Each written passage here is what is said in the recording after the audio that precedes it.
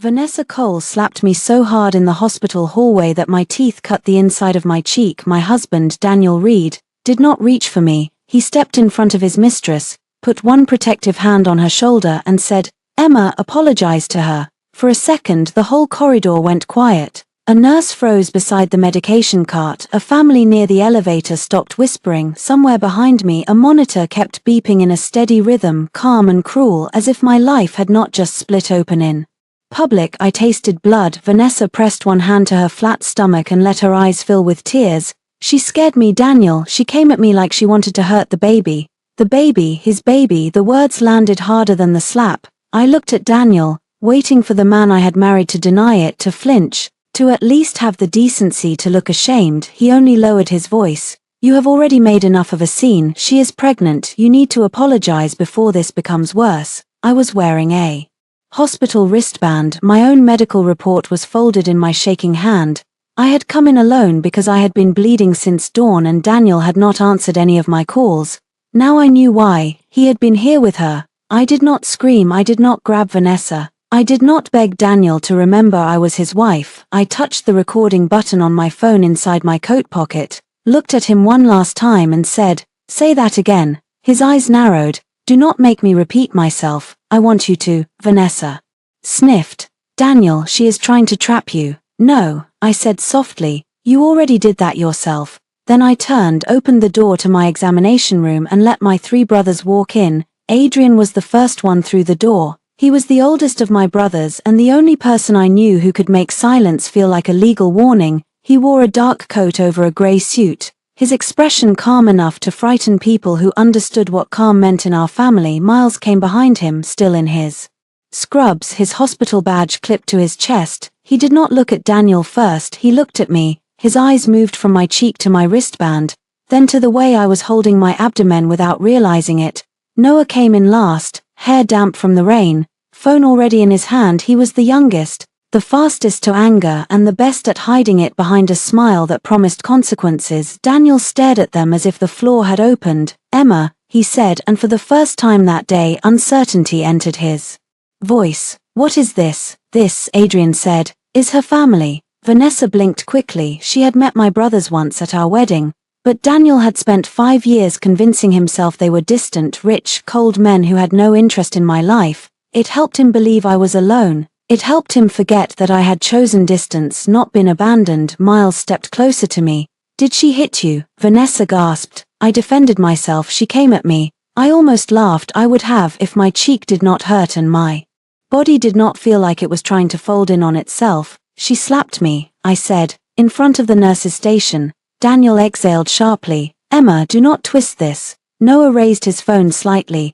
"Careful, Daniel, you are doing beautifully so far. I would hate for you to stop." Daniel's jaw tightened. "This is a private matter." Adrian looked around the public hospital corridor, at the nurse still pretending not to listen, at the patients watching from plastic chairs, at Vanessa clutching Daniel's sleeve like a stage actress waiting for applause. "A woman being assaulted in a hospital hallway is not private," Adrian said.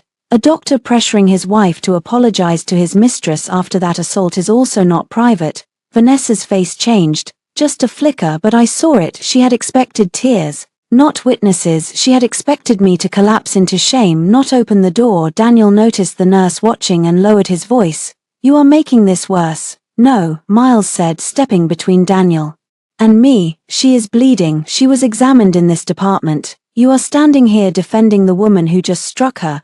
Daniel's eyes darted to my wristband. Bleeding. It hurt that he had not known. It hurt more that I no longer wanted him to touch me after learning it. I folded the medical report tighter. "You did not answer your phone." "I was with Vanessa because she had a scare," he said too quickly. Vanessa nodded, pressing closer. I almost fainted. Miles stared at her. "Then you should not be standing in a hallway picking fights." Her mouth opened, then shut. For 5 years, I had been the quiet wife at Daniel's side.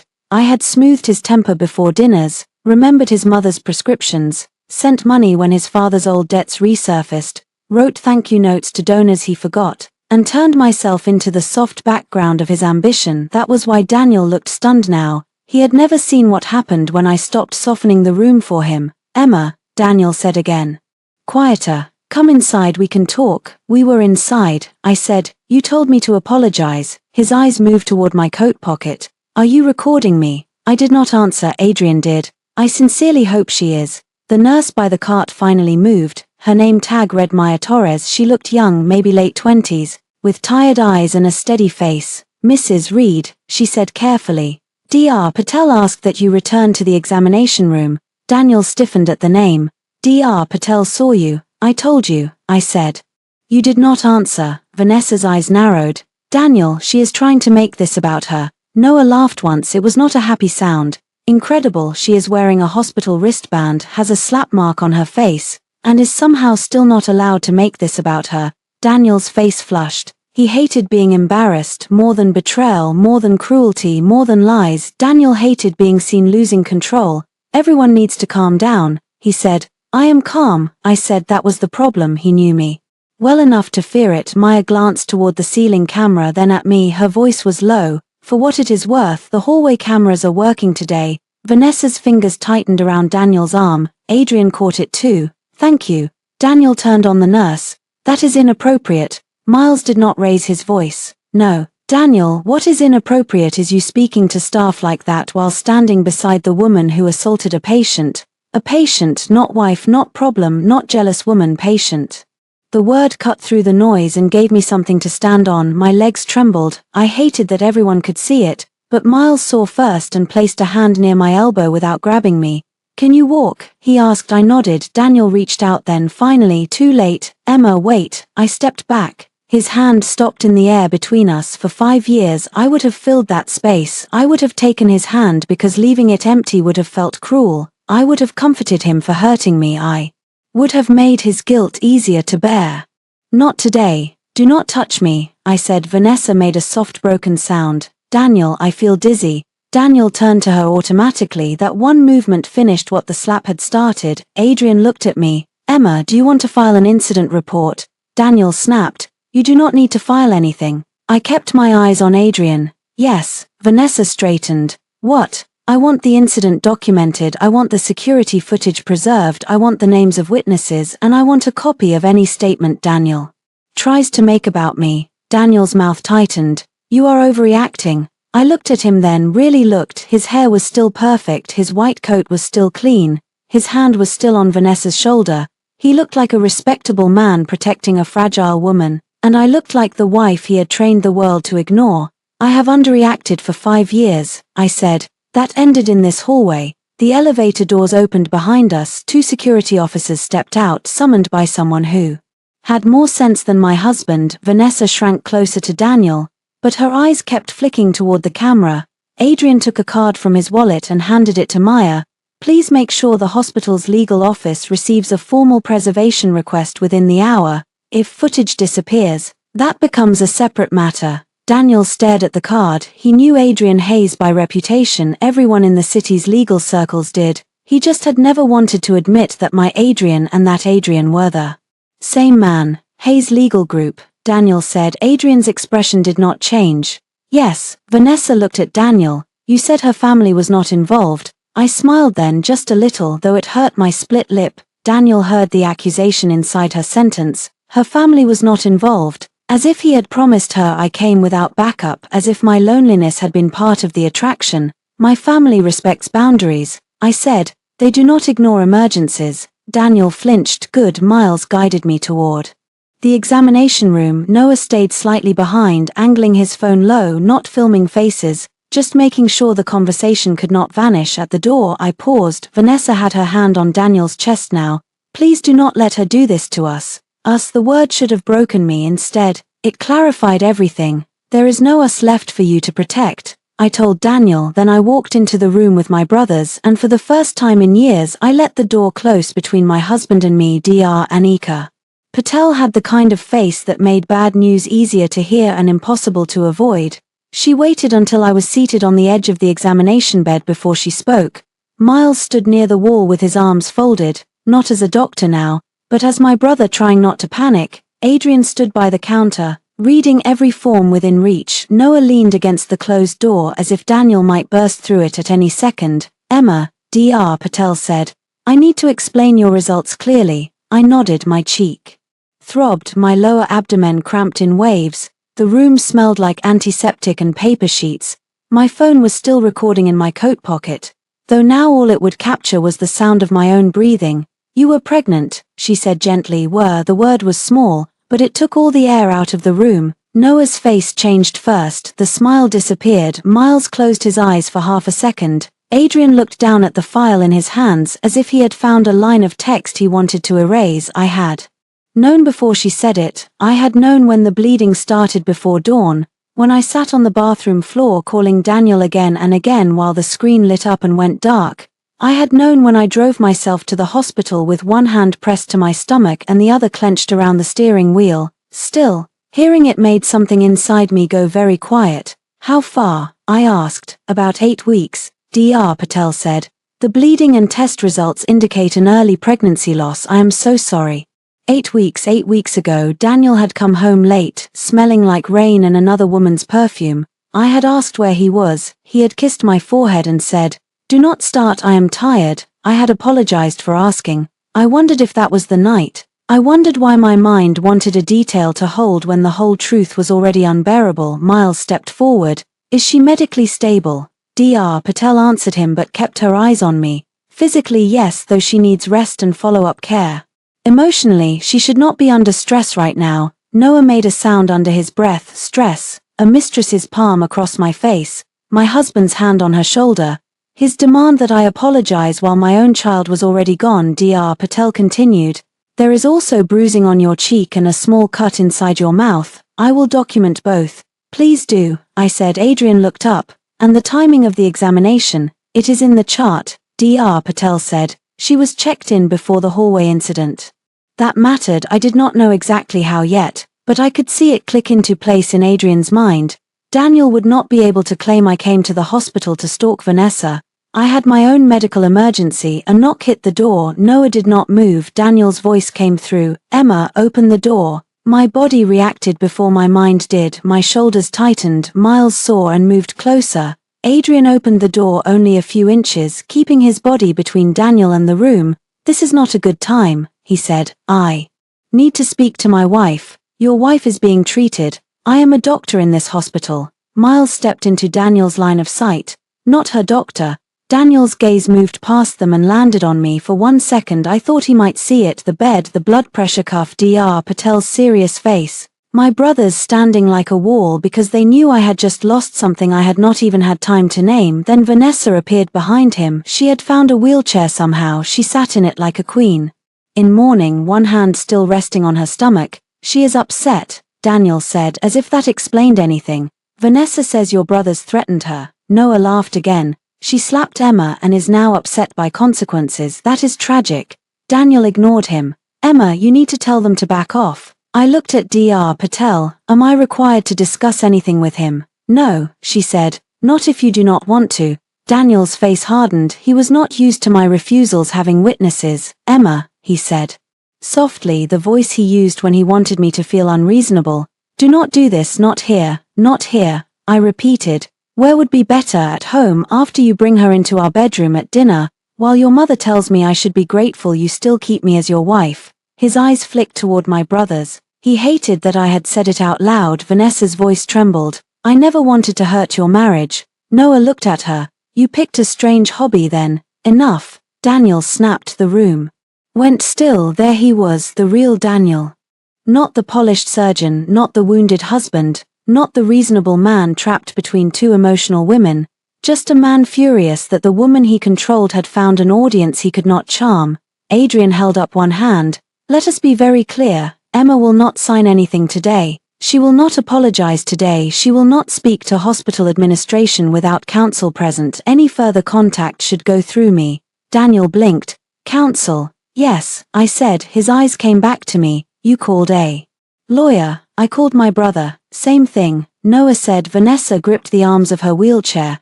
"Daniel, this is harassment. She is trying to punish us because of the baby." I looked at her stomach. Once that word would have made me crumble. Now it sounded like a weapon made of glass, transparent, sharp, breakable. "Congratulations," I said. Vanessa froze. Daniel looked confused. "Emma." I kept my voice even. If she is pregnant, congratulations, I hope the baby is healthy, I also hope the child grows up with a better understanding of loyalty than either parent. Vanessa's mouth fell open. Daniel stepped forward. You do not get to speak to her like that. Miles moved before I could.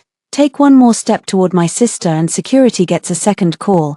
Daniel stopped. It was not fear exactly, it was calculation. He was beginning to understand the old rules did not apply. I reached into my coat pocket and stopped the recording. The small click sounded louder than it should have. Daniel heard it. His face went pale. Emma, I took out the phone and held it in my lap. You told me to apologize after she hit me. You were provoking her. On record, Adrian said quietly. I would recommend you stop. Daniel's eyes burned. You are enjoying this. No, I said, that is the difference between us. The anger in his face faltered just briefly. Good. Let him wonder what had replaced my grief. Dr. Patel printed the discharge instructions herself. She gave them to me in a folder along with a copy of my examination summary and a note documenting the injury to my face. When she handed it over, her fingers rested lightly on the file. Keep this somewhere safe. I will, I said. Maya appeared at the door a few minutes later. No medication cart this time. Her posture was careful, but her voice was steady. Mrs. Reed, I have been asked to complete a witness statement. I saw Ms. Cole strike you. I also heard Dr. Reed ask you to apologize. Daniel had not left the hallway. I knew because I saw his shadow shift through the narrow window in the door. Thank you, I said. Maya swallowed. I am sorry this happened here.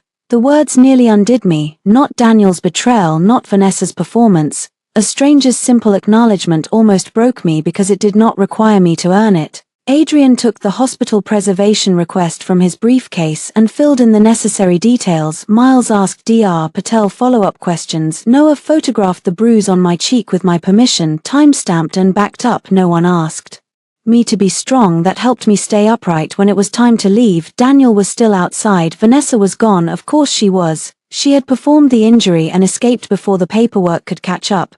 Daniel stood alone near the wall, his white coat open, his hands in his pockets. He looked tired, handsome, familiar, like the man I had once waited up for with soup cooling on the stove. Emma, he said, softer now. Why did Dr. Patel see you? I held the folder against my chest. For 5 years I would have told him. I would have handed him the report and watched his reaction, desperate to know whether pain could bring him back to me. But grief shared with the wrong person becomes another wound. You refused to read the report when it was in my hand. I said, you do not get to ask for it now. His brows drew together. I did not know. No, I said, you did not care. I walked past him. He reached for my wrist, then stopped when all 3 of my brothers turned at once. His hand fell as I stepped into the elevator. Daniel said, this is not over. I looked at him through the closing doors. For once, I said, you are right. The house smelled like Vanessa's perfume. That was the first thing I noticed when Noah unlocked the front door with the spare key I had given him years ago and never thought he would need. Gardenia and amber. Sweet, heavy, expensive in a way that tried too hard. My own home had never smelled like that. I used lemon soap, coffee, and the lavender sachets my mother used to tuck into linen closets. Daniel had once said my taste was too quiet. Apparently he had found someone louder. Are you sure you want to do this today? Miles asked behind me. No. Yes, I said. Adrian had wanted me to stay at his house after leaving the hospital. Miles wanted me in bed. Noah wanted 10 minutes alone with Daniel's car. I wanted documents. Pain clarified priorities. I stepped inside. The entry table held a vase of white roses I had not bought. Beside it sat Vanessa's sunglasses, a pair of gold earrings, and a lipstick tube with the cap missing. A woman marks territory in small ways before she dares to claim the whole house. Noah muttered something I chose not to hear. I walked into the living room. My wedding photo was gone from the mantel. In its place stood a framed picture from a hospital charity event 6 months earlier. Daniel in a tuxedo, Vanessa beside him in silver silk, her hand resting lightly on his arm. I remembered that event. I had stayed home addressing donor letters because Daniel said he needed the evening to be professional. Professional. I touched the empty space where our photo had been. Miles said, Emma, I am fine. You do not have to be. I did not answer because if I started I might not stop. We moved through the house with purpose. Adrian made a list. Noah opened drawers and photographed anything relevant. Miles stayed close enough to catch me if my body gave out, which irritated me until I realized I was grateful. In Daniel's office, the betrayal became paper, a credit card statement with charges from a boutique hotel downtown, receipts from a jewelry store, a handwritten note in Vanessa's looping script. "I hate leaving you in her bed." I stared at that line for a long time, not because it surprised me, because it told me Vanessa had been here before, in this room in my house, close enough to know which bed was supposed to be mine. Noah reached for the note. "Do you want me to bag it? This is not a crime scene," I said. Adrian looked at the note. "Not yet." I almost smiled. "We found the file I needed in the back of Daniel's lower desk drawer." He had always hated paperwork. That was why I had managed the household records, the insurance renewals, his mother's medical invoices, the loan restructuring after his father died, and the donor packet that helped him earn a fellowship he later pretended was entirely his own achievement. The folder was blue, my mother's trust documents were inside. Daniel had made notes in the margin of one transfer record, available if needed. My stomach turned. That money had been set aside for patient advocacy work. I had used part of it to support Daniel's research after he cried in my arms and said one failed grant might ruin his career. I had told myself it was our future. He had marked my inheritance like a spare account. Noah leaned over my shoulder and went very still. "He wrote that." "Yes. I am going to need another 10 minutes with his car." "Noah," Adrian said. "What?" I did not say I would use tools. I closed the folder. No cars, no threats, no dramatic revenge that gives him a way to make me look unstable. Noah looked at me, then really looked. The anger in his face softened into something closer to pride. "Okay," he said. "Clean revenge." "Not revenge," I said. Adrian's brow lifted. I breathed through another cramp. "Evidence." We were in the bedroom when I saw the dress. Vanessa's red dress lay across the chair near my vanity, silk, low-backed, with the tag still attached. My jewelry box was open beside it. For a second my vision blurred, not because of the dress, because my wedding ring dish was empty. I crossed the room and opened the top drawer. My ring was there, shoved between old receipts and a spare phone charger. Daniel had not even had the decency to leave it somewhere safe. He had cleared the vanity for her and pushed my marriage into a drawer. I took the ring out. It was a simple oval diamond set in platinum. Daniel chose it before his career took off, when we still ate cheap Thai food on the floor of his apartment and laughed about being broke. I had loved that ring because it came from before ambition hollowed him out. Maybe that was the lie I loved most, that there had been a before worth saving. I walked downstairs with the ring in my palm. Daniel's mother, Grace Reed, was in the kitchen. She stood by the marble island wearing pearls and a cream sweater, stirring tea as if she lived here. She had a key. Of course she had a key. I had given it to her after her knee surgery and never asked for it back. Her eyes moved over my brother's, then settled on my cheek. "What happened to your face?" she asked. I almost admired the performance, not concern. "Inventory. Vanessa slapped me at the hospital." Grace sighed. "Then you must have said something to upset her." Noah made a sharp movement, but I lifted one hand. Grace looked at him with distaste. "There is no need for your family to crowd into a private marital issue," Adrian said. "A private marital issue that involved assault, fraud concerns, and coercion in a hospital." Grace's lips thinned. "Lawyers always make things ugly." "No," I said. "People do ugly things, lawyers write them down." She turned to me. "Emma, you are hurt, I understand, but Daniel is under pressure. Vanessa is carrying his child. You have to think clearly." "I am." "Then think about appearances. Divorce would destroy him. The hospital board watches everything. Patients trust him. Donors trust him." I let out a quiet laugh. "Do you?" She blinked. "Do you trust him, or do you trust me to keep cleaning up after him?" Her face hardened. There it was, the part she usually hid under manners. "You were a good wife when you understood your role." Miles stepped forward. "Careful." Grace ignored him. "Daniel needed peace at home. You gave him that. Do not throw away 5 years because of one emotional day." "One emotional day." I repeated. My child was gone. My husband's mistress had slapped me. My mother-in-law was asking me to protect his reputation. Something in me settled into place. I walked to the kitchen island and placed my wedding ring on the marble. Grace stared at it. "What are you doing?" "Returning a role I no longer accept." The front door opened. Daniel walked in, rain on his coat, panic under his anger. His eyes went straight to the ring. "Emma," he said, "do not be dramatic." I picked up the blue folder. "I came for my documents." "What documents?" "The ones you marked as available if needed." His face went white. Noah saw it, Adrian saw it, Grace saw it and quickly looked away. Daniel shut the door behind him. "You went through my office." "Our office," I said. "Our house, our accounts, our marriage. Strange how you only remember privacy after betrayal." Vanessa appeared behind him. She had changed clothes, soft pink sweater, no wheelchair, no dizziness. Her eyes went to the ring on the counter, and satisfaction flashed across her face before she smothered it. "I did not know you would be here," she said. "In my house?" I asked. Daniel's voice sharpened. "Emma, enough." Vanessa touched his arm. "Maybe I should go." "No," I said. "Stay, you have been comfortable here already." Her cheeks colored. Grace said, "Emma, apologize before this gets worse." There it was again, apologize, the word that had held my marriage together like a rusted nail. I opened my phone, logged into the banking app Daniel never checked because I had always handled the transfers, and cancelled the scheduled monthly payment to Grace's private care account. A notification appeared, transfer cancelled. Daniel's phone pinged a second later. Grace looked confused. Daniel looked down, read the alert and lifted his head slowly. "What did you do?" "I stopped paying for a family that no longer considers me family." Grace gripped the counter. "You cannot do that." "I just did." Daniel's voice dropped. "Emma, turn it back on." "No." His eyes darkened. "You are punishing my mother." "No," I said. "I am removing myself from a bill that was never mine." Vanessa's expression cracked. "Daniel, you told me she did not control the money." The room went silent. I looked at Daniel. He closed his eyes briefly. So he had told her that too. He had promised her access without understanding the lock. Adrian gathered the folders. "We are done here."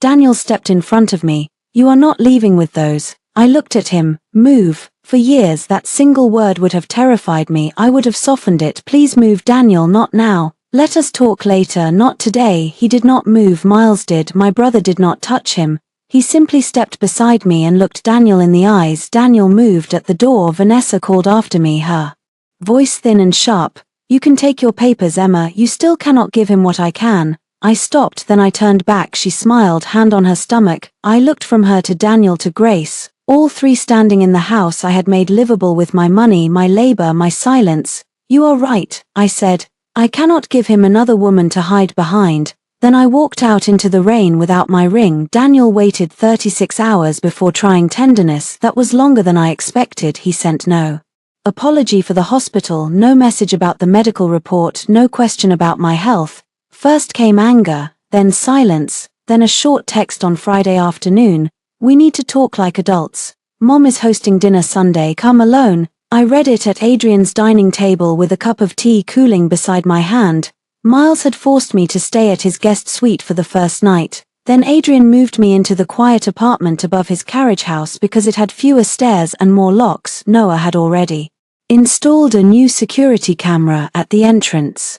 My brothers were not subtle men. I typed back one word, "Fine." Adrian looked up from his laptop. "You do not have to go." "I know." "Then why?" "Because they think dinner is a stage where I can be pressured into behaving." I set the phone down. "I want to see the script." Noah, sprawled in the armchair with a bowl of cereal he had no business eating at 4 in the afternoon, pointed his spoon at me. "That is either very strategic or very stupid.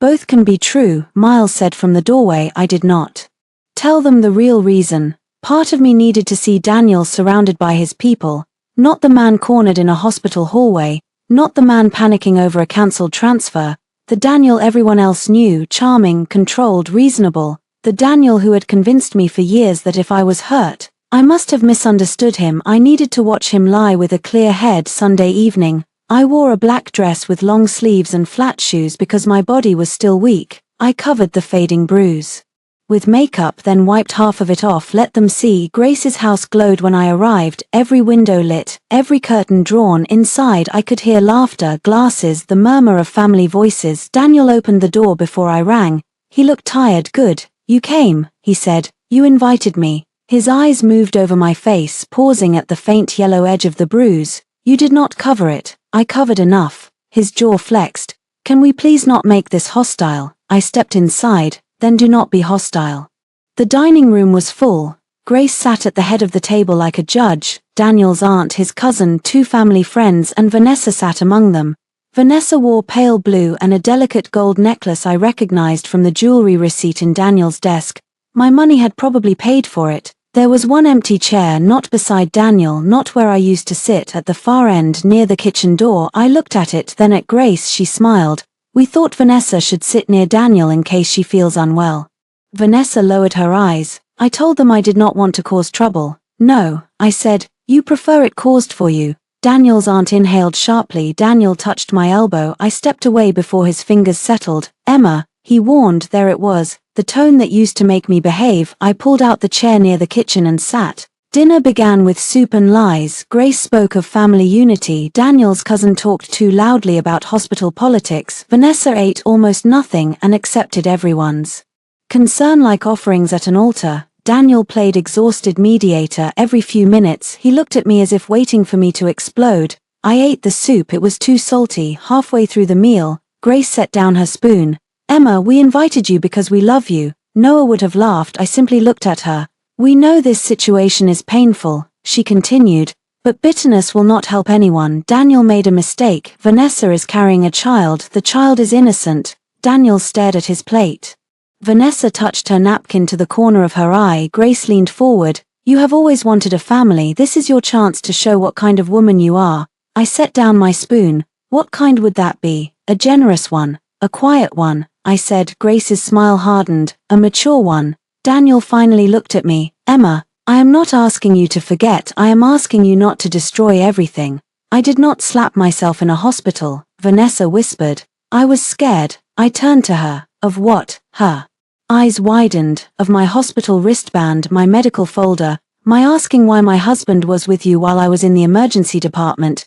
Daniel said, you approached her aggressively. I took my phone from my purse and placed it on the table. The room went still. Daniel's face changed first. I pressed play. Vanessa's voice filled the dining room. She came at me like she wanted to hurt the baby. Then Daniel's, you have already made enough of a scene. She is pregnant. You need to apologize before this becomes worse. My own voice followed, quiet and clear. Say that again. A spoon clattered somewhere near the middle of the table. I stopped the recording. No one spoke. Grace's eyes had gone flat with anger, not at Daniel, at me for bringing proof to a performance. Daniel pushed back his chair. You recorded me? Yes. At the hospital, after your mistress hit me. Vanessa stood so quickly her chair scraped the floor. This is illegal. Adrian had already checked. It is not, I said, not in a public hallway, not when I was part of the conversation, and not when it concerns an assault against me. Daniel stared. Adrian told you that? I asked. That seemed to bother him more than the recording. Grace's voice cut through the room. You came here prepared to humiliate us. No, I said. You invited me here prepared to shame me into silence. I came prepared not to be silenced. Daniel's aunt looked at Vanessa, then at my cheek. The cousin stopped drinking. There it was, the shift, tiny, imperfect, but real. Vanessa saw it too. Her tears sharpened into anger. You are cruel. You know I am carrying his child. I looked at Daniel. Did you hear a heartbeat? He blinked. What? Did you see a medical record, a blood test, anything from this hospital? Vanessa went pale. Grace snapped. That is disgusting. What is disgusting is using a child as a shield while refusing to answer basic questions. Daniel's face tightened. Vanessa showed me the ultrasound. From where? Vanessa pressed a hand to her stomach. I do not have to prove my body to the woman who attacked me. You attacked me, I said. And yes, you will have to prove whatever you use in court. Daniel's eyes narrowed. Court. I opened my purse and took out the incident report number, the preservation request copy, and a folded page from Adrian's office. I filed for legal separation Friday morning. Grace rose halfway from her chair. You what? Daniel did not move. He just stared at me as if I had spoken in a language he once knew and had forgotten. You cannot file without talking to me, he said. I did. Vanessa sank slowly back into her chair. The victory she had been tasting all evening curdled in front of her.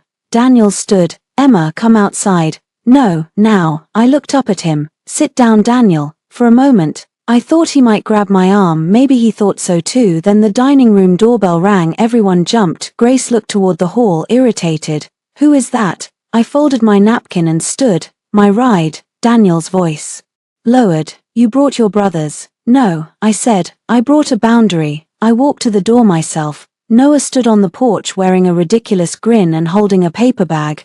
I brought pie in case the emotional violence got boring. Behind me, Daniel cursed under his breath. I did not look back.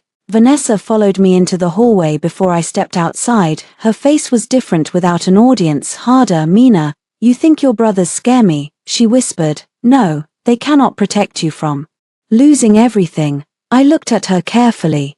"Everything," she smiled. "Daniel told me about the accounts, about the house, about how tired he is of being tied to your family's money. Once the baby comes, no judge will leave him with nothing."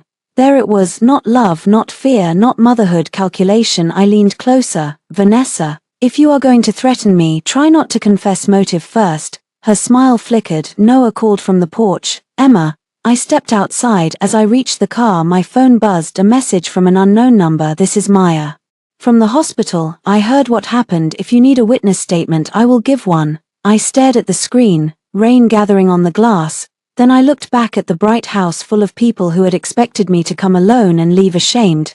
Not anymore. Money tells the truth people spend years trying to hide. Noah said that on Monday morning while spreading 5 years of my marriage across Adrian's conference table, bank statements, wire transfers, loan documents, care invoices, credit card bills, donation receipts, mortgage payments, private clinic fees for Grace, a fellowship application fee Daniel had forgotten I paid, a consulting invoice for Vanessa, billed to a project my mother's trust had quietly supported.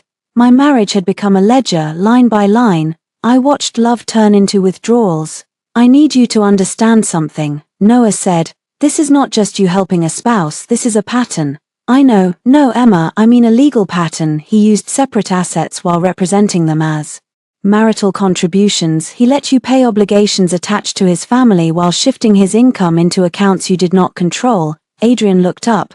"That matters." I sat at the head of the table because Adrian insisted. My body still felt hollow, but my mind was clearer than it had been in years. "Explain it to me like I am not your sister," I said. Adrian removed his glasses. "You signed a prenuptial agreement before the wedding. It protected your premarital assets, including your mother's trust. It also included disclosure requirements. Daniel was required to disclose significant debts, outside accounts, and any asset transfers connected to family obligations. He did not," Noah said, sliding a page toward me. "This account was opened 2 years ago. His bonuses went here. Meanwhile, your trust distributions paid his mother's care, his father's remaining debt settlement, and part of the mortgage." The room tilted slightly. Miles noticed. "Emma, I am listening." Adrian pointed to another page. "There is also an infidelity clause." I almost laughed. "People still use those." "Our mother insisted," Adrian said. "You thought it was old-fashioned." She said love should never require financial blindness. My throat tightened. My mother had died 3 years before Daniel's affair, but somehow she had left a hand on my shoulder. "What does it mean?" I asked. "It means if Daniel's infidelity is proven, certain property claims shift. It also strengthens your position regarding reimbursement of separate funds." Noah tapped the hospital incident report number. "And if his mistress's conduct plus his coercion can be tied to reputational or emotional damages, that is separate leverage." "I do not want leverage," I said. Adrian's expression softened. "Then call it protection. That word I could accept." Miles placed a folder in front of me. Dr. Patel's report. She documented the miscarriage, the facial injury, and the timing. "You were admitted before the hallway incident." She also noted you reported repeated stress and lack of support at home. I touched the edge of the file but did not open it. The baby had become evidence. I hated that. I hated that Daniel's cruelty had forced my grief into paperwork. Miles sat beside me. "You do not have to use every piece of this." "Yes," I said. "I do." Adrian frowned. "Emma, if I do not, they will rewrite it. They will say I was jealous, unstable, violent. They will say Vanessa was pregnant and frightened. Daniel will stand there in his white coat looking exhausted and noble. And everyone will believe him because I spent 5 years making him look good." No one argued because they knew I was right. My phone rang. "Daniel." We all stared at it. Noah said, "Let it rot." I answered on speaker. Daniel's voice filled the room. "You cancelled the transfer again." "Correct. My mother's care team called me." "Then you should call them back. She has appointments. She has a son." A pause, then lower. "Emma, this is cruel." I looked at the papers in front of me, the invoices, the jewelry receipts, the secret account. "No," I said. "Cruel was letting your mother believe I owed her care because I was your wife while you spent money on Vanessa." His breath shifted. "You went through my finances, our finances. You had no right." I had every right to accounts I funded. Adrian slid a note toward me. Do not argue, state position. I nodded. Daniel, all communication about finances goes through counsel from now on. Silence, then a bitter laugh. Counsel, so that is what we are now. That is what you made necessary. His voice softened suddenly. Emma, please, we are both angry. I know things got out of hand at the hospital. Things, a slap became things, a lost pregnancy became things, betrayal became things. I closed my eyes. Did you know Vanessa was wearing a necklace I paid for? He said nothing. Did you bring her into our bedroom, Emma? Did you? Another silence. Noah looked like he might throw the phone through the wall. Daniel finally said, I made mistakes. Mistakes are missed birthdays, forgotten groceries, a careless sentence after a hard day. I opened my eyes. You built another life inside mine and asked me to apologize when it touched me. His voice changed, less soft now. You are being coached. I almost smiled. There it was. He could not imagine my anger unless a man explained it to me. No, I said. I am being heard. Adrian's mouth pressed into a thin line that might have been approval. Daniel said, I want to meet without your brothers. No, you are my wife. Not for long. He inhaled sharply. Do not threaten me. I filed already. You think I will let you walk away and take everything? Daniel, I said, and my voice was so calm even I barely recognized it. I am not taking everything. I am taking back what was mine before you decided loyalty was optional. He hung up. Noah applauded once. That was beautiful. I did not feel beautiful. I felt tired, but tired was not the same as weak. Adrian opened the divorce petition. We need to decide what you want. I want the house sold or bought out at fair value. I want reimbursement for separate funds used for his family obligations. I want my trust removed from every project attached to Daniel. I want a no-contact order if Vanessa keeps threatening me. I want the hospital incident preserved. I want him to stop using my name with donors. And emotionally, Miles asked. The question surprised me. I looked at the bare conference table, at the neat stacks of proof, at the life I had mistaken for love because it kept asking for sacrifice. Emotionally, I said, I want him to know I did not leave because Vanessa won. I left because he made staying an insult. Adrian nodded. Then he turned the petition toward me. Sign here. The pen felt heavier than it should have. My hand shook once before I steadied it. Emma Hayes Reed. I stopped before writing the final surname. For years, Reed had been the name I used on tax forms, invitations, prescriptions, donor letters, hotel reservations, sympathy cards, Christmas gifts, and hospital emergency contacts. I crossed out Reed on the draft line and wrote Hayes. Adrian did not comment. Noah looked away. Miles put one hand on the back of my chair. I signed, not because I no longer hurt, because I finally understood pain was not a command to stay.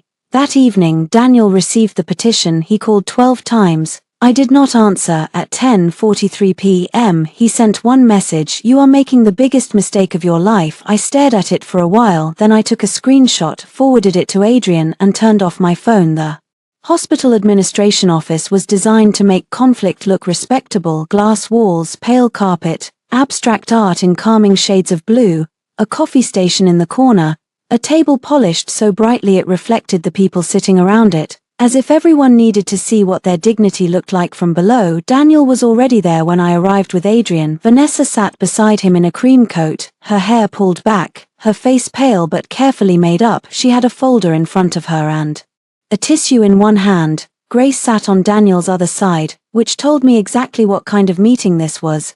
Not reconciliation, containment. Across the table sat Catherine Lowe, hospital risk management, and a man from legal whose smile looked rented. Mrs. Reed, Catherine said. Thank you for coming, Ms. Hayes. I corrected. Daniel's eyes snapped up. Grace made a small offended sound. Catherine recovered quickly. Ms. Hayes, we appreciate your willingness to resolve this matter discreetly. Adrian pulled out my chair. We are here to listen, nothing more. Daniel leaned forward. Emma, this is getting out of control. I did not look at him. I looked at the folder in front of Vanessa. What is that? Vanessa dabbed her eye. A statement. Adrian's gaze sharpened. Prepared by whom? Daniel answered. By people trying to prevent unnecessary damage. Adrian smiled and I felt the temperature in the room drop. That did not answer my question. Catherine cleared her throat. The hospital is concerned about conflicting narratives. Dr. Reed is a respected member of our surgical team. Ms. Cole is connected to several donor initiatives. We believe a mutual statement may help de-escalate. Mutual, I said. The legal man slid a paper toward Adrian. Adrian read it first. His face gave away nothing, then he placed it in front of me. I read the opening line. On the afternoon of March 12, Emma Hayesreed, initiated a verbal confrontation with Vanessa Cole due to personal marital distress. I kept reading. I regret raising my voice and causing fear to Ms. Cole, who was in a delicate medical condition. My cheek warmed where she had struck me. I understand Dr. Daniel Reed acted only to protect a vulnerable expectant mother from further distress. At the bottom, there was a blank line for my signature. For a moment, the whole room blurred with the simplicity of it. They did not only want me to apologize, they wanted me to help them erase myself. Adrian said nothing. He knew this choice had to be mine. I placed the paper on the table. No. Daniel closed his eyes. Emma, no, I repeated. Vanessa's hand moved to her stomach. You do not care what stress does to a pregnancy. The old Emma would have flinched. She would have tried to prove compassion. She would have said she did care too much about everyone always. This Emma folded her hands. If your pregnancy is relevant to a legal statement, your attorney can provide verified medical documentation through proper channels. Vanessa's lips parted. Daniel snapped. Do not speak to her like she is on trial. She is accusing me of endangering a pregnancy. I said, that accusation can be proven or withdrawn. Grace leaned forward. How can you be so cold? I looked at her. Practice. Daniel stared at me as if he did not recognize me. Good. Catherine shifted uncomfortably. Perhaps we can adjust the language. Adrian finally spoke. Let us be clear. My client will not sign any statement admitting to conduct she did not commit. She will not apologize for being assaulted. She will not participate in protecting Dr. Reed's reputation at the expense of her own medical truth. The legal man said, we are not suggesting.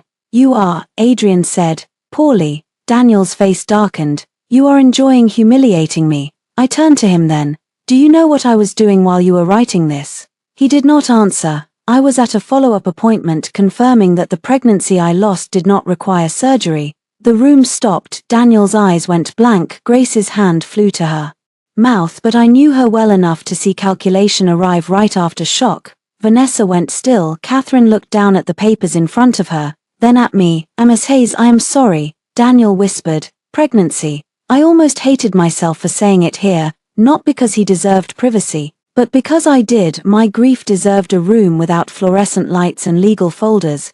But he had dragged me into this table, so the truth sat with us. Yes, I said, I came to this hospital because I was bleeding. You were here with her. She hit me. You told me to apologize. Daniel's face crumpled for half a second.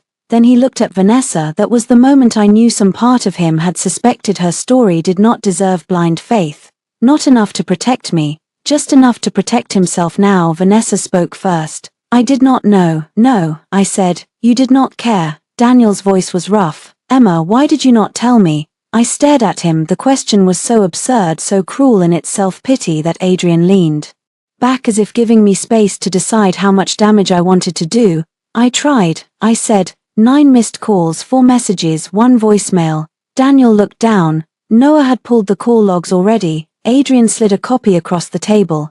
Daniel did not touch it. Catherine did. The legal man whispered something to her. The room was changing shape. 5 minutes earlier, I had been the unstable wife. Now I was a patient who had suffered a pregnancy loss and a documented assault inside their facility while a staff physician pressured her to sign a false statement. Hospitals understand risk. Daniel understood it too late. This meeting is over, Catherine said. Vanessa stood.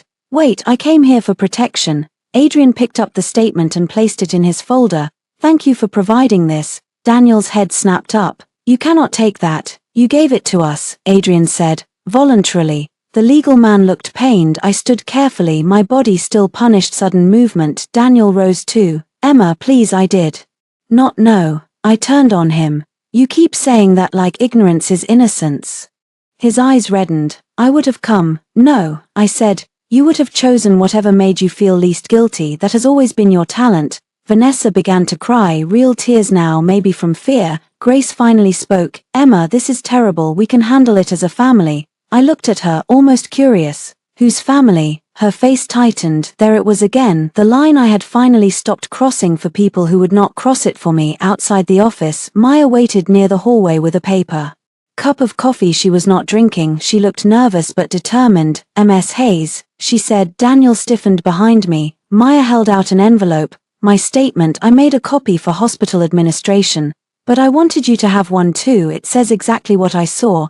I took it with both hands. Thank you. Her eyes flicked toward Daniel, then back to me. No one should have asked you to apologize. My throat tightened. Daniel heard it. That mattered, not because I wanted his guilt, because truth sounds different when strangers are brave enough to say it. Adrian tucked the envelope into his briefcase. Vanessa's voice rose behind us.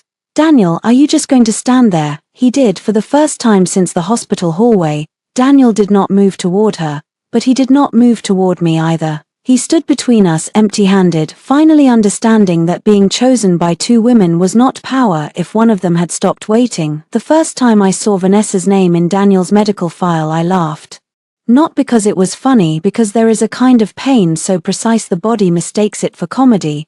I was sitting in Adrian's office with a stack of legally obtained documents from the hospital's internal review. Adrian had requested only what involved me, Daniel's conduct toward me, and the incident report. The hospital, now eager not to appear obstructive, had provided more than Daniel expected. There it was on a photocopied administrative form connected to a donor event Daniel had supervised 3 months earlier. Emergency contact, Vanessa Cole, relationship partner. I had been at home that night, writing a speech Daniel later delivered as his own. Noah leaned over my shoulder and whistled.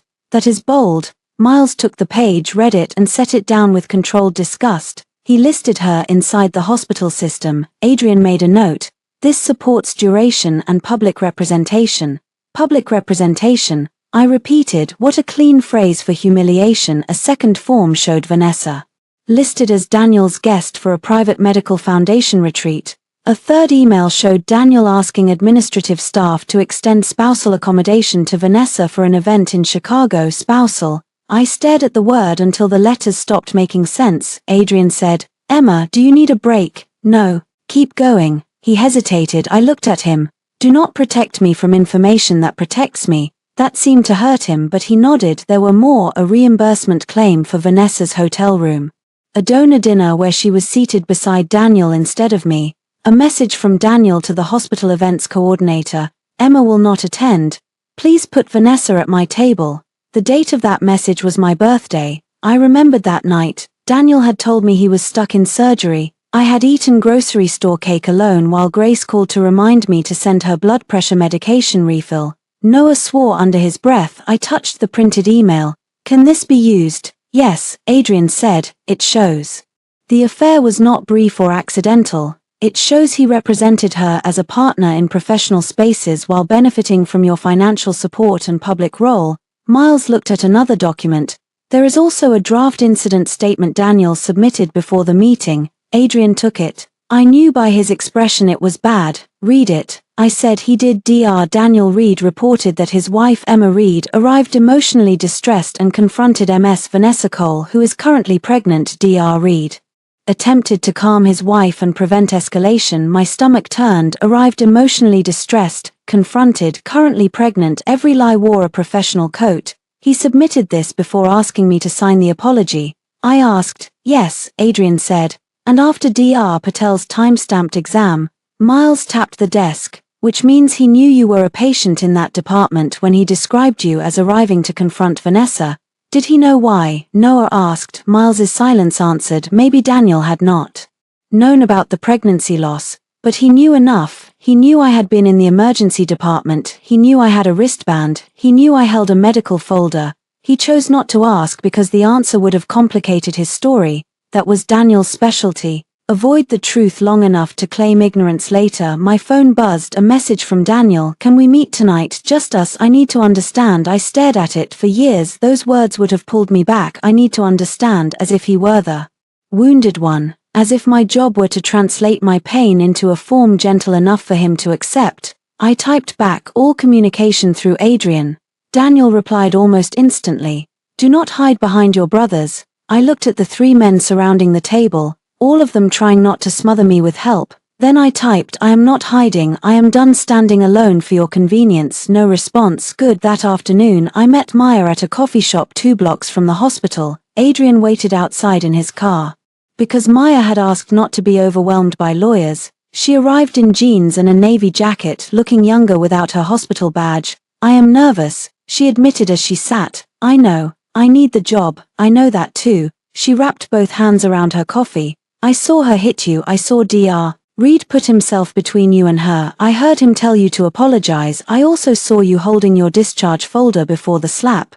You were not there chasing them." I swallowed. "Thank you." Maya looked down. "There is something else." I waited. Ms. Cole was not checked into the emergency department for pregnancy complications that day. My pulse changed. "I cannot give you private information," she said quickly. "I am not, but I can tell you what I personally observed as a witness." She was in a visitor area before the incident. She was not in a hospital gown. She was not being monitored. She asked me where Dr. Reed was and then walked toward your exam hallway. I went very still. She came looking for him. Maya nodded, and when she saw you, she smiled before she started crying. A cold line moved through me, not jealousy, not rage, recognition. Vanessa had not lost control. She had created a scene. She wanted witnesses. I said, "I think she wanted the right witnesses." Maya said, "But she did not know about the camera angle." I almost smiled. The universe rarely offers justice, sometimes it offers architecture.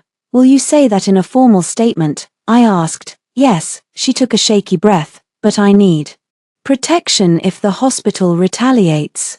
"My attorney can help with that," I said, "and I will not let you be punished for telling the truth." She gave me a small sad smile. "You sound very certain." "I am practicing." When I returned to Adrian's office, Daniel was waiting outside. He stood near the elevator, coat open, tie loose, looking less like the brilliant surgeon everyone admired and more like a man who had not slept. Adrian was not there. Noah and Miles were upstairs reviewing files. For once, Daniel had found me alone. His eyes moved over me with a hunger that might have been regret. "Emma," he said. I stopped 10 feet away. "Do not come closer." He obeyed. That surprised both of us. "I did not know about the baby," he said. I looked at him for a long moment. "No," I said, "you did not know about our baby." He flinched. "Good. Let pronouns do some work." "I would have been there," he said. "You were there." His face tightened. "You were in the same hospital," I continued. "Close enough to hear Vanessa lie, close enough to see my face after she hit me, close enough to ask why I had a wristband. You did not ask." I was overwhelmed. So was I. His eyes filled. But tears from Daniel had always been dangerous. They invited me to comfort the man who caused them. I did not move. He whispered, "I am sorry." There it was, 5 years of waiting. And when the apology finally came, it sounded too small to carry anything. "For what?" I asked. He looked confused. "Everything." "No, pick something. Emma, pick one thing." "Daniel, the affair, the hospital, the slap, the fake statement, the house, the money, my birthday dinner with Vanessa, my mother's trust. Which thing are you sorry for right now?" His mouth opened. Nothing came out. Because remorse is easy when it is general. Accountability requires choosing a wound and standing inside it. I walked toward the elevator. He reached for me, then remembered and stopped himself. "Vanessa is not what you think," he said. I turned back. "No, she is exactly what I think. You are the one I misread." The elevator opened. Before I stepped inside, Daniel said, "I never stopped loving you." I looked at him one last time. "You stopped respecting me." Love without respect is just appetite. The doors closed on his face. For the first time since the hospital, I did not cry afterward. The hospital charity gala had always been Daniel's favorite night of the year. He loved the lighting, the donors, the applause, the way people said his name as if it belonged on buildings. He loved the careful performance of generosity. He loved standing at a podium in a tuxedo, speaking about compassion while letting someone else remember the names of nurses, patients, volunteers, and grieving families. For years, that someone had been me. I knew where the donors preferred to sit. I knew which widow gave anonymously every December because her husband died in Daniel's surgical wing. I knew which board member hated seafood and which journalist needed access without feeling managed. I knew the speech cadence Daniel used when he wanted tears by. Paragraph 3. This year, my invitation had not come from Daniel. It came from the foundation. "Dear Ms. Hayes, we would be honored by your attendance as a legacy donor and advisory contributor."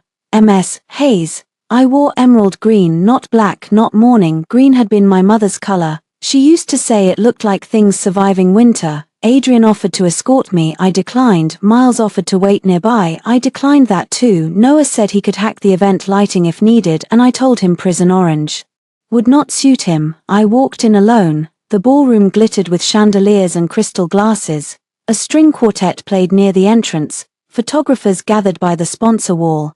Daniel saw me before Vanessa did. He stood across the room in a black tuxedo, Vanessa on his arm in silver. For one brief second, his face softened with something like memory, then Vanessa followed his gaze and tightened her grip. I smiled, not at them, at the room, let them wonder. People noticed me quickly, not because I was loud, but because absence creates its own rumor. I had not attended a hospital event since the incident. Half the room knew something, the other half wanted to. Catherine Lowe approached first, careful and polite. Ms. Hayes, I am glad you came. Thank you for inviting me. Her smile held nerves. The board values your family's continued commitment to patient advocacy. My family values accountability. The smile faltered. Of course. Daniel reached us then. Emma, he said, can we speak privately? No. Vanessa gave a soft laugh. Still hiding behind public scenes. I looked at her. Still creating them. Her smile died. Daniel glanced around. Not tonight. That is what you said at the hospital. It was not convenient for you then either. A photographer nearby lifted his camera. Daniel noticed and instantly changed his face into concern. Emma, you have been through a lot, he said gently. No one wants to hurt you. I nearly admired the speed. Vanessa leaned against him. We only want peace. Peace, I said, is not the same as silence. Before Daniel could answer, the event coordinator hurried over. Ms. Hayes, we are ready for you backstage. Vanessa blinked. Ready for what? The coordinator looked confused. The donor recognition segment. Daniel's face went blank. He had not known. That was Catherine's doing, I suspected. Or maybe the board had finally read the room and decided Daniel was no longer the safest face for compassion. I walked backstage from behind the curtain. I watched Daniel take his place at the front table with Vanessa beside him. She whispered urgently. He shook his head. Grace sat stiffly 2 seats away, pearls gleaming like armor. The foundation chair began with polished remarks about healing and trust. Then Daniel was introduced. He walked to the podium, handsome and composed. The room applauded. He accepted it like forgiveness. His speech was almost the same one I wrote for him 2 years ago. Almost. He changed the middle. This year has reminded me that families take many forms. He said, sometimes the future arrives in unexpected ways. I am grateful for the woman standing with me as I prepare for that future. The room murmured. Vanessa lowered her eyes at the front table. One hand placed deliberately on her stomach. Daniel smiled toward her. He had not said wife, he was too smart for that. But everyone understood what he wanted them to understand. The foundation chair returned to the podium after polite applause that sounded thinner than Daniel expected. And now, she said, we are honored to recognize a woman whose quiet contributions have shaped patient support programs across this hospital for years. Many of you know her work even if you have not known her name. Please welcome Emma Hayes. The room shifted. Daniel turned sharply. Vanessa's hand dropped from her stomach. I walked onto the stage. The lights were warm but my hands were cold. I looked out at the donors, doctors, administrators, reporters, and board members. I saw Grace gripping her wineglass. I saw Daniel standing halfway between his table and the stage. Trapped by etiquette, I had given speeches before, but always for him. This one was mine. Thank you, I said. For years I believed support meant staying invisible. I thought if the work helped patients, it did not matter whose name was attached. A few people nodded. That belief came from my mother, Elise Hayes, who created the first patient emergency fund this hospital ever accepted from our family. The older donors remembered her. I saw faces soften. My mother believed compassion without accountability becomes vanity. She believed institutions must protect vulnerable people, not just the reputations of powerful ones. Daniel's face tightened. Good. Recent events have reminded me that patient dignity is not an abstract value. It is not a slogan for a brochure. It is what matters when someone is frightened, injured, or alone in a hospital hallway. The room went silent. Vanessa stared at the tablecloth. Daniel's eyes locked on mine. I did not say his name. I did not need to. Effective. Immediately, the Hayes Patient Advocacy Fund will pause all private contributions to programs under direct supervision of Dr. Daniel Reed pending an independent review of patient safety, incident reporting and donor fund allocation. A sharp sound moved through the room. Daniel stepped forward. Emma. The microphone caught it. Every head turned. I continued. These funds will be redirected temporarily to independent patient support services, including legal guidance for patients involved in disputed hospital incidents. Catherine Lowe closed her eyes for a second. The foundation chair looked like she might faint. I held the podium with both hands. This is not punishment, this is stewardship. Money meant to protect vulnerable people should never be used to protect powerful people from the truth. Applause did not come immediately. First came silence, then one person clapped, an older woman at table 4, the widow whose husband died in Daniel's wing, then another, then more. Not thunderous, not cinematic. Real applause is messier than revenge fantasies. Some people clapped because they agreed, some because they feared being seen not clapping, some because they loved scandal. It did not matter. Daniel's face had gone pale. Vanessa stood and pushed back her chair, but no one rushed to help her. That was the first time I saw panic in her eyes. After the speech, I stepped down from the stage and walked toward the exit. Daniel caught up near the coat check. What the hell was that? He whispered. A boundary with a microphone. You just damaged my program. No, I removed my funding from your control. You humiliated me in front of the board. I turned to him. You introduced your mistress as your future in front of donors whose thank you notes I wrote. His face flushed. I did not say that. You implied it. You are excellent at implying just enough to deny later. Vanessa appeared behind him, shaking. You cannot do this. Stress can hurt the baby. I looked at her stomach again. This time she stepped back. Then bring real medical records to your attorney. I said. Her expression hardened. You bitter Baron. Daniel caught her arm. Vanessa. Too late. The word hung there. Baron. A few people nearby heard it. I saw Catherine Lowe turn. I smiled without warmth. Careful. That insult has a medical history you do not want entered into discovery. Vanessa's face drained of color. Daniel looked at me. Emma, please. No, I said. That word is finished between us two. I took my coat from the attendant and walked out into the cold night. For once, no one followed. Divorce mediation took place in a room with beige walls and no windows. It felt appropriate. Daniel sat across from me with his attorney, a square-jawed man named Richard Vale who clearly wished his client had chosen a less documented affair. Vanessa was not supposed to attend. She came anyway and sat in the hallway where everyone could see her through the glass panel, one hand on her stomach, the other scrolling her phone. Grace sat beside Daniel despite Adrian's objection, claiming she was there for emotional support. I almost admired the honesty. Daniel had always needed women to manage the consequences of his choices. Adrian placed our files on the table. Noah's financial summary was in one folder. The hospital incident documentation was in another. My medical records were sealed in a third, marked confidential. I had slept badly the night before, not because I feared the meeting, because I knew Daniel would learn the dates. Today, not just that I had been pregnant, that I had likely been pregnant while he was already with Vanessa, that while he was telling another woman she was his future, my body had been carrying the last fragile evidence of our past. I hated giving him that knowledge, but Adrian was right. Daniel's legal position depended on portraying me as jealous, unstable, and aggressive. My medical reality destroyed that narrative. Richard began with the confidence of a man paid to sound clean. Dr. Reed regrets the emotional complexity of recent events. He is prepared to offer a generous settlement to avoid unnecessary conflict. Adrian did not blink. Define generous. Richard slid a packet across. Adrian read one page and laughed softly. Daniel's jaw tightened. Adrian pushed it back. No, Richard frowned. Your client would retain the marital residence temporarily with eventual sale under standard terms. Dr. Reed would assume certain shared debts. In exchange, both parties sign mutual non-disparagement, withdraw hospital complaints, and agree not to pursue reimbursement related to voluntary marital support.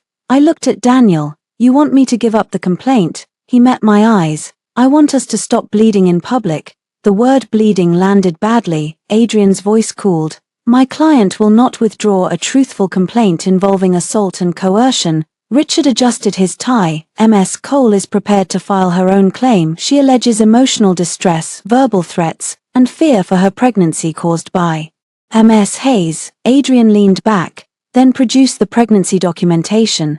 Daniel looked toward the hallway. Vanessa looked up from her phone as if she sensed the room turning toward her. Richard opened another folder. We have an ultrasound image and a letter from a women's clinic." Adrian accepted them. He read the letter, then he passed it to me. It looked real at first glance: clinic header, signature, date, estimated gestational age, but Noah had taught me to look at details. The letter was dated 2 days before the hospital incident. The ultrasound image had no full patient identifier visible, only Vanessa's first name. The clinic was in another state. Adrian asked, "Do you have original records subpoena ready from this clinic?" Richard frowned. "We can obtain them." "Do that." Daniel's face tightened. "Why are you attacking her pregnancy?" "I am attacking an accusation built on it," Adrian said. Grace snapped. "She is carrying my grandchild." I looked at her. "Then you should want the truth secure." She recoiled as if I had slapped her. Daniel spoke quietly. "Emma." "Enough." I turned to him. "That sentence has lost all power." Adrian opened the sealed folder. My heart began to hammer. Since Dr. Reed's counsel has introduced Ms. Cole's alleged pregnancy as a basis for claims against my client, we are introducing Ms. Hayes's medical timeline as relevant to the incident and to Dr. Reed's conduct.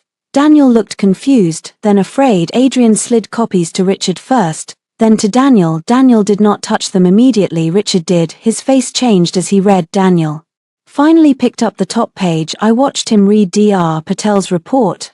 Positive pregnancy test, estimated gestational age, approximately 8 weeks, patient reports bleeding since early morning, diagnosis consistent with early pregnancy loss, facial bruising documented after hallway incident. Daniel's hands stopped moving. The room went silent except for the hum of the overhead light. He read it again, then again. "Emma," he whispered. I looked down at my own hands. I had expected satisfaction. I had imagined this moment during sleepless hours. Daniel finally knowing, finally hurting, finally understanding what his neglect cost. But there was no pleasure in watching him realize our child had existed, only a cold, clean grief. Grace reached for the paper. "What is this?" Daniel did not let go. "Daniel," she said. He looked at me with naked shock. "You were pregnant?" "Yes." "When?" I laughed once quietly. That is usually how dates work. His face crumpled. "Was it mine?" Noah was not in the room. "Which was?" "Fortunate." Adrian's voice cut like glass. "Do not ask my client that again." Daniel seemed to hear himself then. Horror crossed his face. "I did not mean." "You did," I said. His eyes filled. "Emma, I did not know." "You have said that already." "I would have come." "You were there." He shook his head. "No. I mean I would have been there for you. You were standing 5 feet away telling me to apologize to the woman who hit me." The words landed. Everyone felt them. Even Richard stopped pretending to.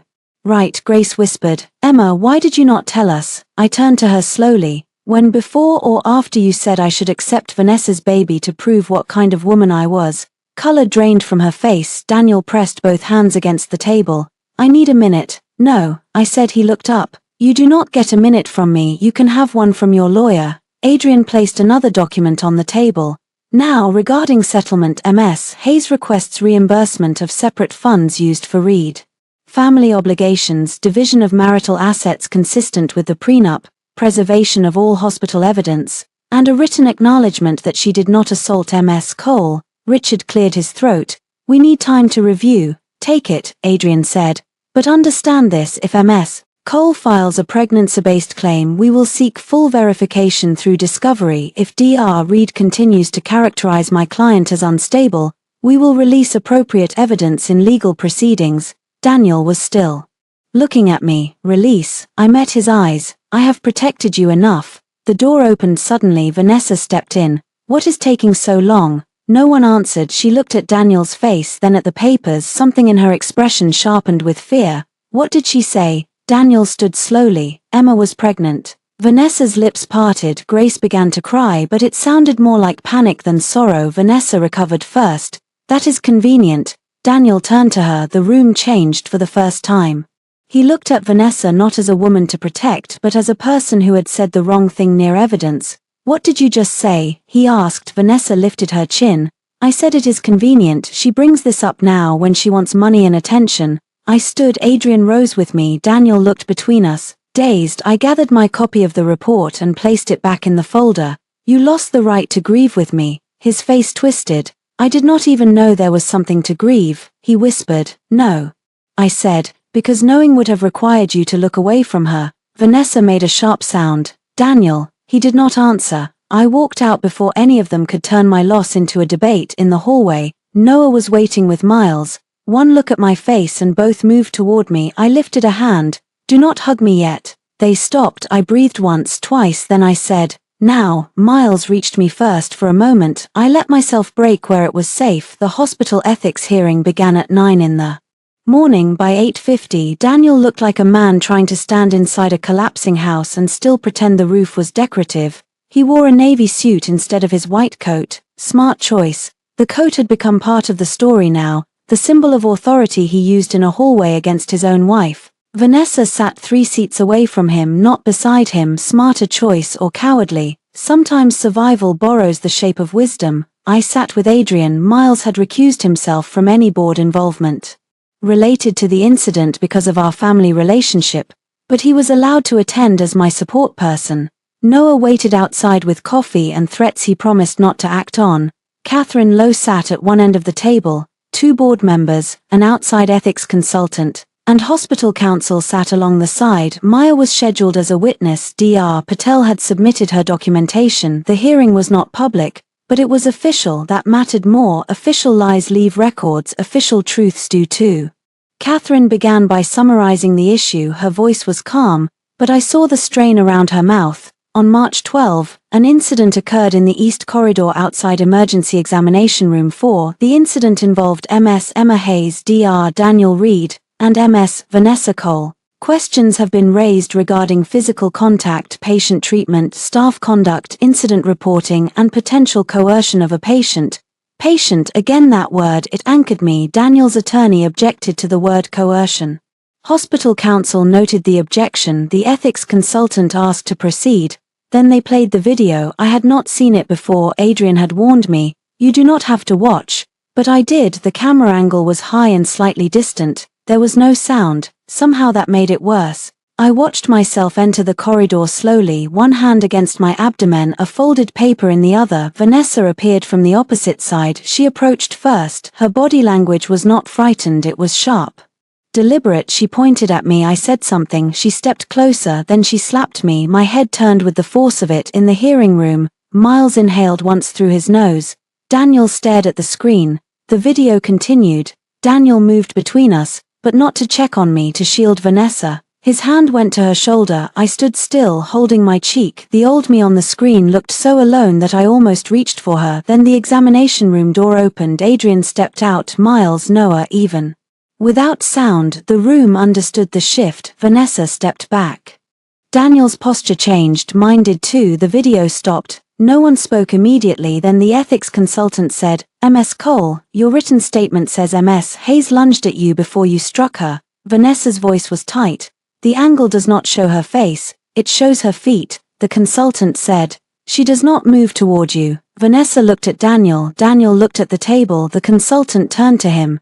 "Dr. Reed, your written incident summary stated that you attempted to calm your wife after she initiated a confrontation. This footage does not support that." Daniel swallowed. I was under emotional stress. The words tasted familiar. He was borrowing my supposed instability and wearing it as mitigation. Adrian did not speak. He did not need to. Catherine played the audio next. My recording. This time the room had sound. Vanessa crying. Daniel's voice, my own, quiet and controlled. "You have already made enough of a scene. She is pregnant. You need to apologize before this becomes worse." The recording ended. One of the board members, a woman in her 60s with silver hair, looked at Daniel with open disappointment. "Dr. Reed, were you aware Ms. Hayes was an emergency department patient at the time?" Daniel closed his eyes briefly. "I knew she had been seen." "Did you know why?" "No." "Did you ask?" A silence. "No." The answer sat there, ugly and simple. Dr. Patel's written statement came next. She confirmed my admission time, medical condition, pregnancy loss, and injury documentation. She wrote professionally and without drama that additional emotional stress was medically inadvisable. Then Maya came in. She looked nervous, but when she spoke, her voice held. "I saw Ms. Cole strike Ms. Hayes. I did not see Ms. Hayes touch her.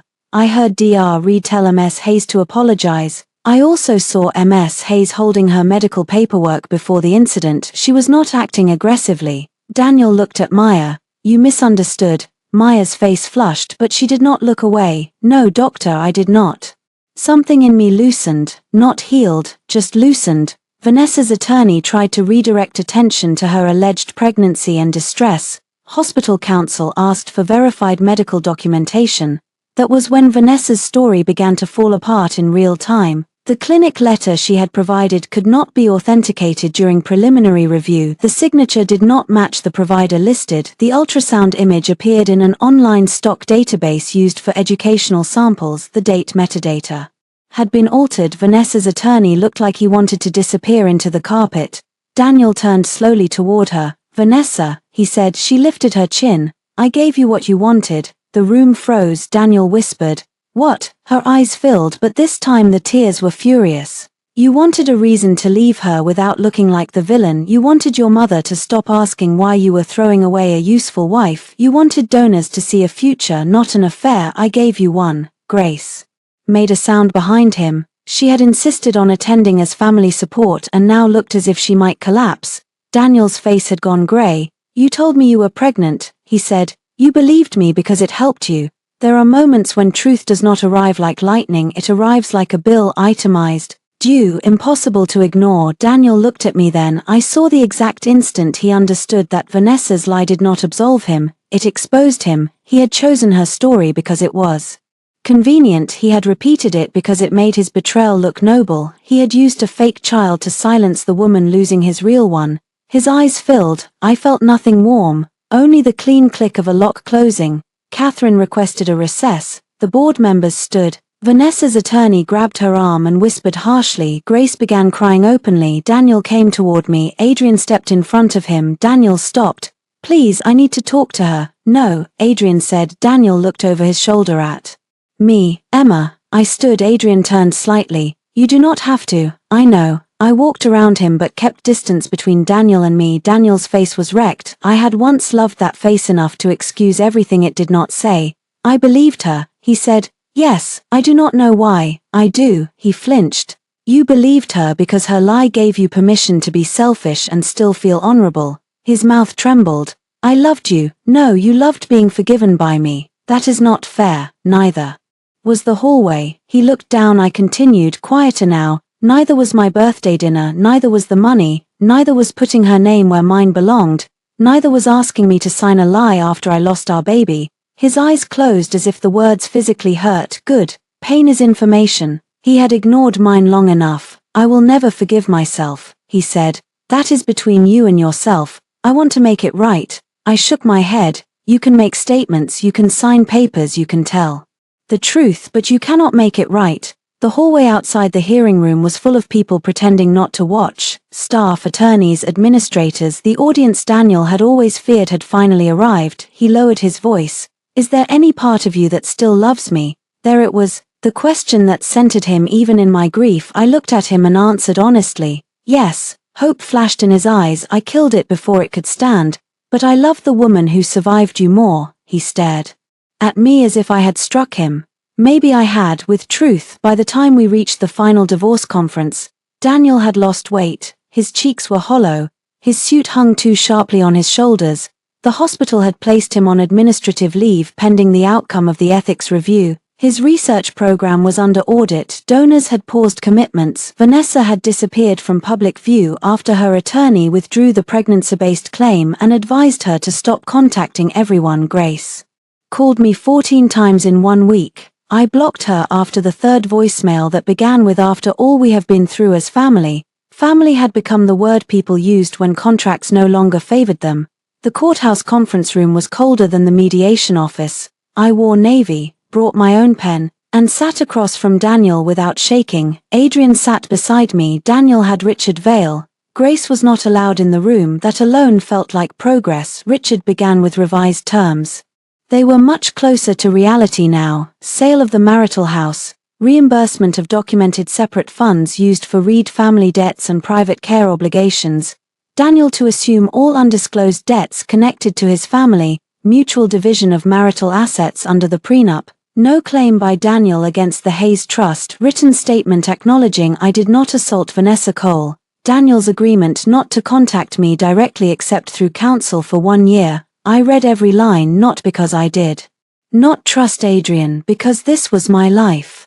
Daniel watched me the entire time. When I reached the last page he said, "Can we have 5 minutes?" "No," Adrian said. I touched Adrian's sleeve. "It is fine." He looked at me. "Emma," I said. "It is fine." He leaned back, unhappy but silent. Daniel's attorney remained, so did mine. There would be no private corners, no old habits. Daniel folded his hands on the table. "I signed the acknowledgement," he said. "I saw. I also gave the hospital a corrected statement." "I know, and I told my mother to stop calling you." "That explains the silence." He swallowed for a moment. I saw the Daniel I married, not innocent, never that again, but human. A man sitting among the wreckage of his own choices, finally unable to outsource the mess. "I am sorry for asking if the baby was mine," he said. The room went very still. Richard looked pained. Adrian looked ready to object to his existence. I held Daniel's gaze.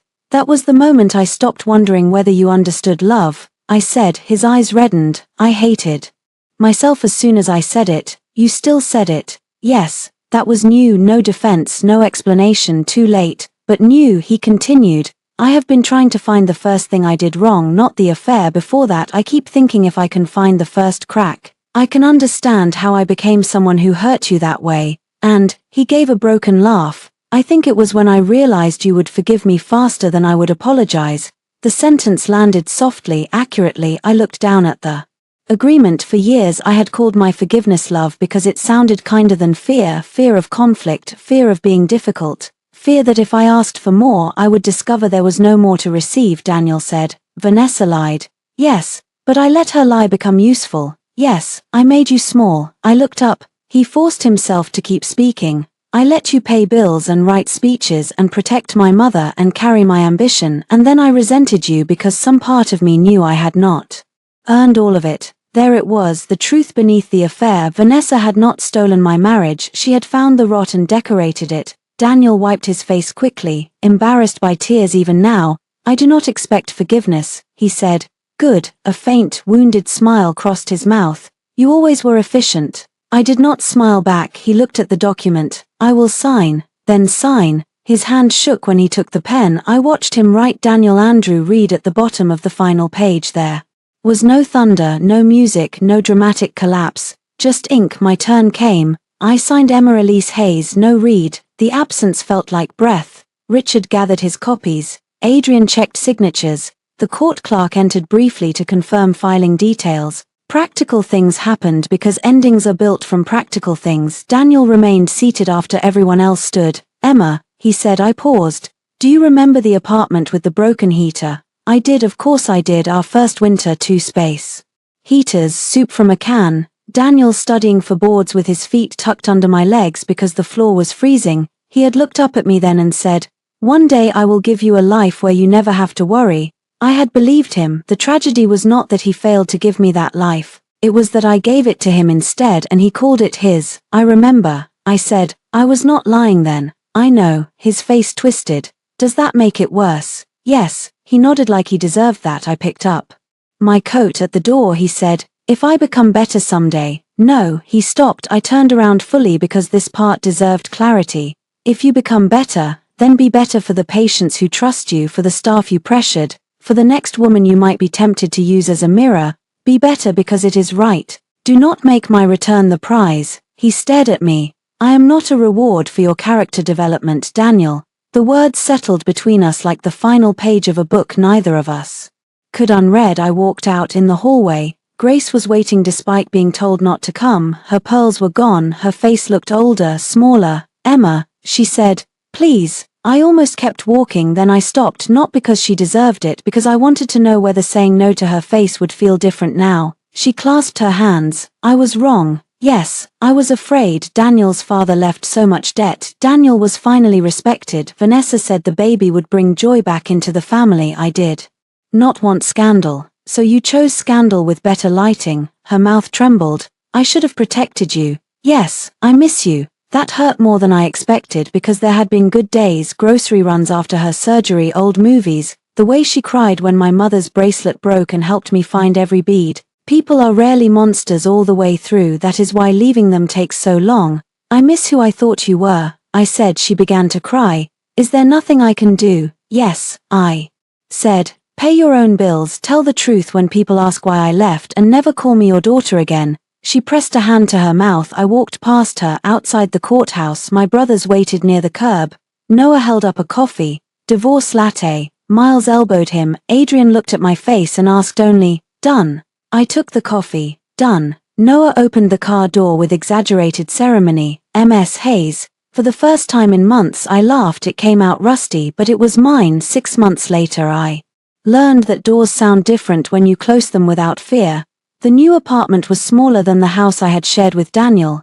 It had old brick walls, wide windows, and a kitchen that caught morning light like it had been waiting for me. The floors creaked, the elevator was unreliable. The neighbor upstairs played jazz on Sundays. I loved all of it. Nothing in the apartment belonged to a life I had to explain. The first week, I slept badly because no one needed me. There were no late night calls from Grace about prescriptions, no donor speech drafts, no Daniel walking in at midnight expecting food, silence, and forgiveness, no strange perfume in the hallway. Freedom was quiet enough to feel like emptiness at first. Then I learned to fill it. I bought lemons and lavender soap. I hung my mother's photograph in the living room. I unpacked books Daniel had once called depressing because they were about women who survived things. I replaced the wedding photo space with a framed copy of the first grant approval for the Elise Hayes Patient Rights Fund. That fund became my work, not because revenge needed a charity ending, because I knew too well how institutions could make a woman doubt her own injury if the man hurting her had the better title. We offered legal referrals, patient advocates, emergency transportation, and counseling support for people navigating disputed medical incidents. We started small. Then the widow from table 4 at the gala doubled her donation. Then 2 nurses anonymously connected us with patients who needed help. Then Catherine Lowe called, stiff and formal, to ask whether the hospital could discuss a partnership under independent oversight. I said yes with conditions. I had become very fond of conditions. Daniel's hearing ended with a suspension, mandatory ethics review, loss of leadership over the donor-funded program, and a formal reprimand in his professional file. He did not lose his license. Some people thought that was unfair. Maybe it was, but consequences are not always as dramatic as stories want them to be. He lost the version of himself people applauded without question. For Daniel, that was no small thing. Vanessa faced a civil claim from me for defamation and intentional infliction related to the false assault narrative. The forged pregnancy documents triggered a separate investigation when the clinic named in her letter denied involvement. She settled before trial, issued a written retraction, and vanished from the hospital's donor circles. Noah said people like Vanessa never vanish, they rebrand. He was probably right. Grace moved into a smaller apartment after the house sold. She sent one letter through Adrian. I did not read it for 2 weeks. When I finally opened it, there were only 4 sentences. "I failed you. You owed us nothing. I am sorry I made your pain inconvenient. I will not contact you again." I folded it and placed it in a box. Not forgiveness, not punishment, storage. The final house sale closed on a rainy Thursday. Adrian handled the documents. Noah verified the transfer. Miles brought lunch because he believed all emotional milestones required sandwiches. We gathered in my new kitchen around a table that was too small for 3 grown men and 1 woman pretending not to cry. Noah lifted his soda, to legal paperwork, clean exits, and never dating doctors again. Miles groaned. "I am a doctor." "Exactly," Noah said. "We know too much." Adrian raised his coffee. "To Emma." I shook my head. "Do not make a toast." "Too late," Miles said. Adrian continued anyway. "To the woman who opened the door when she needed help and closed it when she was ready. That one got me." I looked away toward the window. Rain moved down the glass in thin silver lines. Somewhere below, a car horn sounded. Life continued with no regard for symbolism, which made the moment better. My phone buzzed, unknown number. For a second, my body remembered old fear. Then I answered. "Ms. Hayes." A woman asked. "My name is Rachel. Nurse Meyer gave me this number. She said your fund might help me." I was told not to file a complaint because the doctor involved is important. I stood straighter. "What happened?" I asked. She began to cry. I listened, not as Daniel's wife, not as the woman in the hallway, not as the patient whose grief became evidence, as myself. When the call ended, my brothers were quiet. Miles said, "You okay?" I looked at my phone. Yes, I said, I know what to do. That evening I walked alone to the old house for the final key handoff. I could have sent Adrian, I almost did, but some places need to see you leave upright. The house was empty when I arrived, no roses, no perfume, no framed gala photo, the mantel was bare. My footsteps echoed against polished floors that had once made me feel proud and then trapped. Daniel stood in the living room. I had not known he would be there. For a second, anger rose. Then I saw his face and realized this was not ambush, it was farewell, clumsy and late. I am not here to argue, he said. You should not be here at all. I know. He held up the keys. I wanted to give these to you myself. The title company handles keys. A faint smile touched his mouth. Still efficient. I did not return it. He looked around the room. It feels smaller, empty. It was always smaller than we pretended. He nodded. For a while, neither of us spoke. The house carried ghosts, but not all of them were cruel. I remembered painting the kitchen wall the wrong shade of yellow and laughing until we gave up.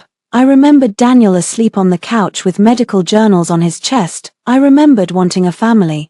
Then I remembered the red dress in my bedroom. Memory is not loyalty, it is only evidence of having lived. Daniel stepped closer, then stopped at a respectful distance. I am leaving the city for a while, he said. A hospital upstate agreed to take me after the review period under supervision. That is good. I am trying to become someone who would not have done what I did. I looked at him carefully. For once, he did not seem to be offering the statement like bait, so I answered without cruelty. I hope you do. His eyes shone. Thank you. That was not a promise. I know. He placed the keys on the mantel, then he reached into his pocket and pulled out my old wedding ring. My chest tightened. I found it in a drawer after you left. He said, I should have returned it sooner. Yes. He held it out. I did not take it from his hand. I opened my purse and held out a small envelope. He dropped it inside. No touch, no accidental brush of fingers, no cinematic spark, no door left open for regret to wander through, just a ring entering storage. Daniel's voice broke. Goodbye, Emma. I looked at the man I had loved, the man who betrayed me, the man who finally understood too late that losing me was not one event but the accumulation of every moment he expected me to disappear for his comfort. Goodbye, Daniel. I walked to the front door. My hand rested on the knob behind me. He said, I really did love you. I paused. I know, I said, but love that asks me to vanish is not love I can live in. Then I opened the door and stepped outside. The rain had stopped, the air smelled clean, washed and cold. My car waited at the curb. Inside it were boxes of patient fund brochures, a pair of flats, 3 missed texts from my brothers arguing over dinner, and a life that did not require Daniel's permission. I turned back once. Daniel stood in the doorway of the empty house. I did not wave. I closed the car door, started the engine, and drove away, not toward revenge, not toward a new man, toward myself.